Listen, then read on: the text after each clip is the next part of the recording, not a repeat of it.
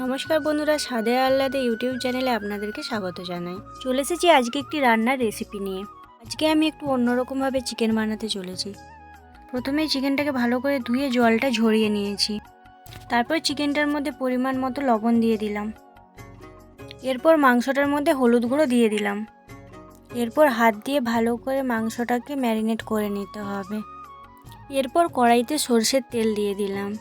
এরপর দিয়ে দিলাম কিছু গোটা গরম মশলা, যেমন এলাচ, লবঙ্গ, দারচিনি, সাজিরা। যদি কারো বাড়িতে সাজিনা না থাকে তাহলে সেক্ষেত্রে আপনারা গোটা জিরাও দিতে পারেন। এরপর দিয়ে দিলাম ফালি করে রাখা কাঁচা লঙ্কা। এরপর কুচিয়ে রাখা পেঁয়াজগুলিকে তেলের মধ্যে দিয়ে দিলাম। তারপর পেঁয়াজটাকে লাল করে ভেজে নিতে হবে। যাতে পেঁয়াজটা তাড়াতাড়ি ভাজা হয়ে যায় তার জন্য একটু লবণ দিয়ে দিলাম। আমি এখানে একবারেই লবণটা দিয়ে দিয়েছি, আপনারা আপনাদের পরিমাণ মতো দিতে পারেন। এরপর দিয়ে দিলাম বেটে রাখা রসুন। এরপর আবারও পেঁয়াজ এবং রসুনটাকে ভালো করে ভেজে নিতে হবে। এরপরে দিয়ে দিতে হবে ম্যারিনেট করে রাখা মাংসটা।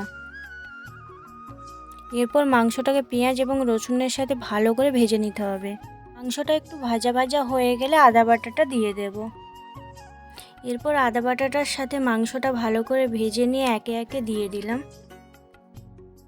হলুদের গুঁড়ো, ধনে গুঁড়ো, জিরে গুঁড়ো।